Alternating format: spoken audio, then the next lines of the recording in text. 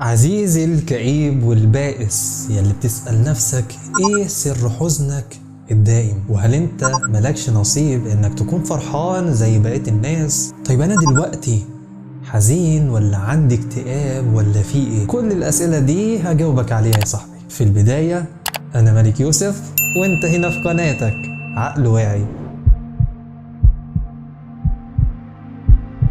بص يا صاحبي، في البداية احنا عارفين ان مفيش حاجة دايمة، ولا حزن ولا سعادة ولا الحياة نفسها دايمة، فلازم تعرف ان الحزن ده احساس وعاطفة انت بتحس بيها علشان حاجة اتعرضت لها، سواء الحاجة دي كانت موقف او حادث معين او مشاكل في حياتك او بسبب قلق او ان مزاجك بيتغير. لكن الحزن ده لو استمر لوقت كبير فهنا المشكلة. في اختلاف كبير بين الحزن والاكتئاب. الحزن ده احساس جواك، اما الاكتئاب ده مرض بيأثر على حياتك لدرجة انك ما بتعرفش تمارس حياتك الطبيعية، ابسطها زي الاكل والشرب وعلاقتك باهلك واسرتك. للأسف في ناس بتبالغ في الحزن بتاعها، بيكونوا حاسين ان السعادة اتوزعت على اهل الارض الا هو، ويلا بقى تشاؤم واديها اكتئابة كتير. هتلاقي تفكيره سوداوي شوية، ما عندهوش صبر على اي حاجة، عامل زي الاطفال عايز كل حاجة تجيله لحد عنده. لو في حاجة ممكن تحصل قدام دايما بيتوقع الاسوأ ليها، اكن الحياة كلها شر وما فيهاش خير ابدا. وفي نوع تاني من الحزن زي الكبت، ده عامل اكنك بتملي الازازة لاخرها لحد ما خرجت بره، فبتخرج في مرض وضيق للحياة. فلو انت واحد من الناس دي لازم ما تكتمش جواك، اتكلم مع حد بتثق فيه.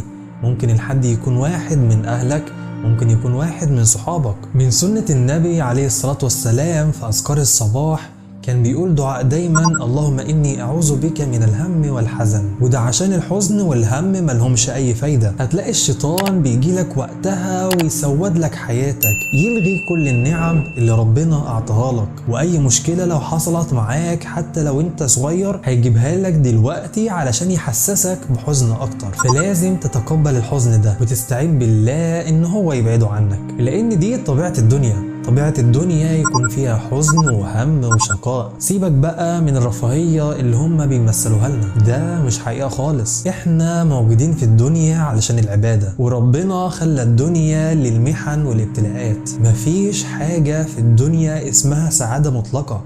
السعادة المطلقة بس في الجنة، فلازم تعمل ليها علشان تكون من أهلها. لأن أنت لو كل تحركاتك في الحياة بقت علشان الجنة، هيكون بالنسبة لك أي مشكلة أو تعب أو هم تواجهه حاجة بسيطة، لأنك مش منتظر حاجة من الدنيا، أنت منتظر الجنة. فلو الحزن بيمنعك انك تمارس حياتك الطبيعية ومأثر عليها بشكل كبير، فانت محتاج تروح لدكتور، والموضوع ده مش عيب ولا حرام. سيبك بقى من كلام المجتمع والناس اللي حواليك هيقولوا ده راح عند دكتور نفسي، ده مجنون. لو في حد لسه بيقول كده الايام دي فيولع، سيبك منه، المهم انت تكون بخير. احيانا لما تزعل بيكون ما عندكش طاقة او شغف تمارس حياتك الطبيعية، فلازم تخرج بره الدايرة دي وتعرف ان الحياة مش أبيض بس وأسود بس، الحياة فيها ألوان تانية. فكل الأفكار السلبية والهموم بتكون من الشيطان، فاستعيذ بالله منه